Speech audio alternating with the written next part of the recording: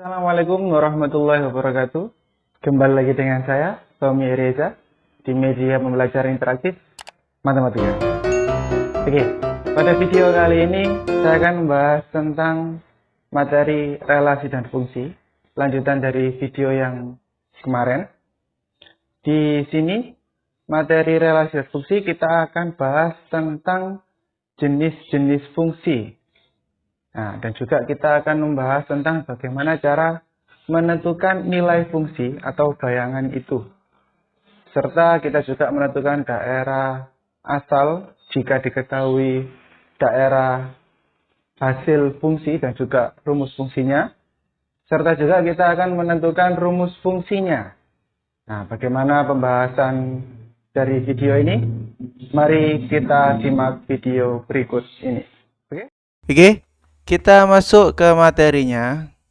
Yang pertama, kita lihat tujuan pembelajaran pada video kali ini. Siswa dapat membedakan fungsi injektif, surjektif, dan bijektif. Siswa dapat menentukan bayangan fungsi. Siswa dapat menentukan himpunan asal. Dan siswa dapat menentukan rumus fungsi. Kita masuk materinya. Yang pertama adalah jenis fungsi.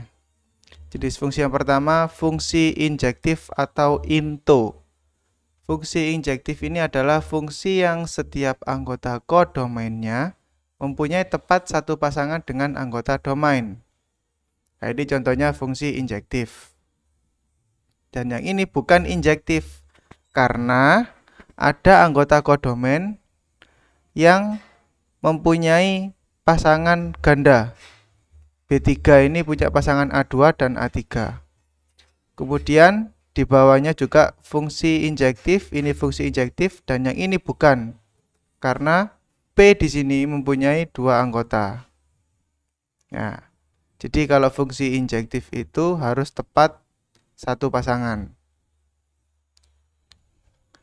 Yang kedua adalah fungsi surjektif. Fungsi surjektif adalah fungsi yang mempunyai anggota kodomain mempunyai pasangan dengan anggota domain. Jadi semua anggota kodomain mempunyai pasangan dengan anggota domain. Nah, ini contohnya fungsi surjektif. Dan ini bukan, karena ada satu anggota dari kodomain tidak punya pasangan. Di bawah ini juga, ini fungsi surjektif dan yang ini bukan. Karena ada satu anggota yang tidak punya pasangan, anggota kodomain ya. Oke, lanjut. Fungsi bijektif atau korespondensi 1,1 adalah fungsi yang semua anggota kodomainnya mempunyai pasangan dan tepat hanya satu pasangan dengan anggota domain. Ini contohnya. Ini surjektif, ini injektif, dan yang ini bijektif. Jadi bijektif itu adalah gabungan dari surjektif dan injektif. 1,1. Nah, ini fungsi bijektif ya, tepat satu pasangan dan semua punya pasangan. Ini juga fungsi bijektif dan yang ini bukan, karena satu anggota kodomain ini mempunyai dua pasangan di domainnya. Gimana? Paham ya? Oke? Oke, kita masuk ke materi selanjutnya. Nah, yang pertama adalah menentukan bayangan fungsi. Saya sudah punya contoh di sini. Suatu fungsi linear ditentukan dengan fungsi 4x min 2 dengan daerah asal A 0, 1, 2, 3. Tentukan bayangan dari fungsi tersebut serta buatlah diagram panahnya. Oke, fungsinya adalah 4x min 2. Nah, untuk mencari bayangan tersebut, maka kita harus memasukkan satu persatu anggota domainnya 0, 1, 2, 3 ini ke dalam fungsinya. Jadi karena fungsinya ini 4x min 2, maka x-nya yang diganti dengan domain. Mulai dari 0 sampai 3. Nah, untuk x sama dengan 0, maka x-nya diganti 0. Berarti 4 kali 0 dikurangi 2 sama dengan min 2. X sama dengan 1, berarti 4 kali 1 min 2 sama dengan 2. Kemudian X sama dengan 2, 4 kali 2, min 2 sama dengan 6. X sama dengan 3, 4 kali 3 min 2 sama dengan 10. Nah, didapatkanlah bayangannya min 2, 2, 6, 10. Kemudian dibuat diagram panah. Untuk himpunan A ini diisi oleh daerah asal, yaitu 0, 1, 2, 3. Kemudian himpunan B diisi oleh bayangannya min 2, 2, 6, dan 10. Kemudian dihubungkan. Begitu. Paham ya? Lanjut menentukan daerah asal fungsi. Nah, contohnya seperti ini. Saya punya sebuah fungsi 3x plus 2 mempunyai daerah hasil atau bayangannya. Nah, ini bayangannya yang diketahui, yaitu 2, 5, 8, 11. Nah, dari sini kita harus mencari daerah asalnya atau domainnya. Kita tulis dulu fungsinya 3x plus 2. Nah, fx di sini ini adalah bayangannya. Sedangkan x adalah daerah asalnya.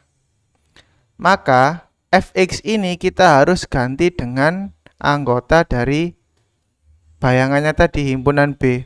Mulai dari 2 sampai 11. Kita masukkan 2. 2 sama dengan 3x plus 2. Kita tulis rumusnya. Kemudian 2 dipindah ruas menjadi negatif. 2 kurangi 2 sama dengan 3x. 0 sama dengan 3x, maka x sama dengan 0/3, yaitu 0. Nah, 0 ini adalah daerah asalnya, anggota dari domainnya. Jadi 2 ini adalah bayangannya, 0 ini adalah daerah asalnya. Kita lihat untuk fx sama dengan 5. Nah, habis 2 kan 5 di sini. Berarti 5 sama dengan 3x plus 2. 2 pindah ruas. Jadi 3 sama dengan 3x, x sama dengan 1. Gitu. Next. Fx sama dengan 8, sama. Berarti x sama dengan 2. Fx sama dengan 11, x sama dengan 3. Nah, nilai x-nya tadi, nah, itu adalah daerah asalnya. Kita tulis di himpunan A. Mulai dari 0, ya. Kita lihat 0, 1, 2, 3. Hasil yang kita cari tadi kita masukkan dalam himpunan A, daerah asal. Sedangkan B adalah himpunan bayangan atau daerah hasil 2, 5, 8, 11 ini. Kita masukkan dalam diagram panah yang B. Diagram yang B. Nah, baru kita hubungkan. Kita hubung-hubungkan. Nah, jadilah diagram panahnya. Itu menentukan daerah asal. Lanjut, menentukan rumus fungsi. Diketahui daerah asal 1, 2, 3 dan diketahui daerah hasil atau bayangannya 5, 7, 9. Yang dicari adalah rumus fungsinya. Nah, kita pahami dulu. Soal di sini adalah fungsi linier, yaitu berpangkat 1.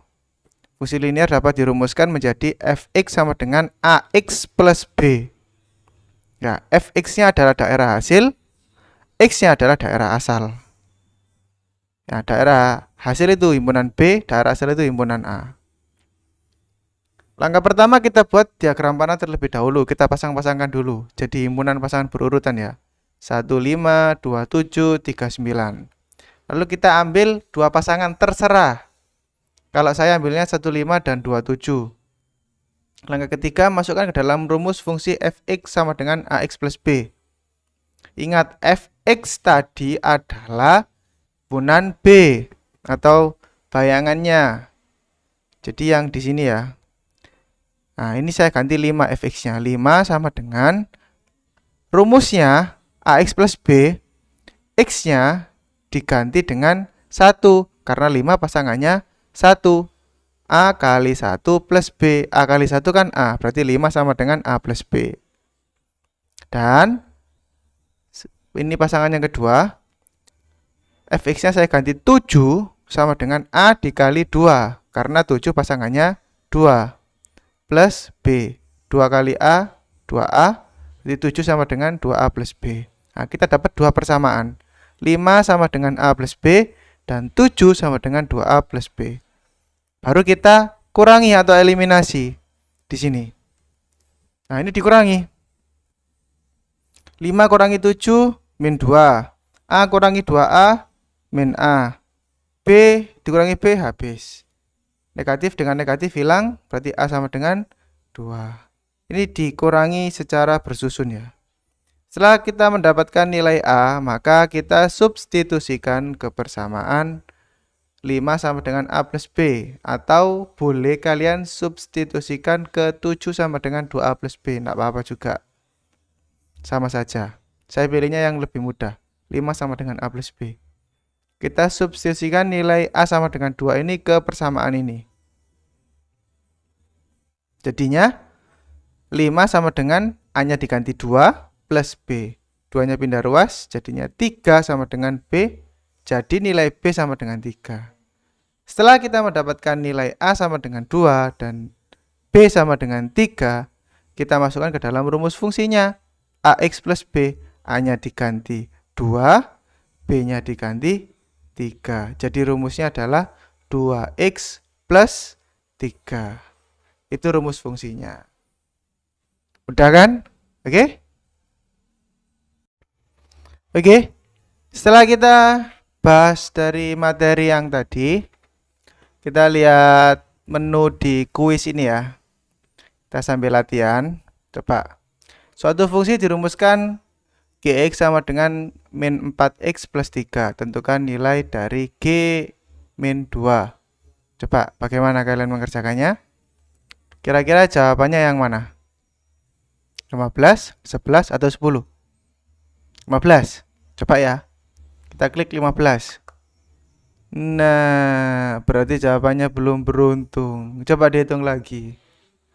Ini G-nya min 2. Berarti kita cari nilai atau bayangan dari negatif 2. Kita cari bayangannya. Berarti dengan cara X-nya ini kita ganti negatif 2. Negatif 4 dikali negatif 2 sama dengan 8. 8 ditambah 3, 11. Nah, harusnya jawabannya 11. Nah, baru bener kan ya? Gitu. Oke, next. Pertanyaan kedua. Suatu fungsi ditentukan dengan rumus fx sama dengan ax plus b. Jika f2 sama dengan 10 dan f negatif 4 sama dengan negatif 8, tentukan rumus fungsi tersebut. Nah, kira-kira kalau kalian mengerjakan jawabannya yang mana? A, B, atau C? Nah, ya betul, sip. Jawabannya adalah yang A.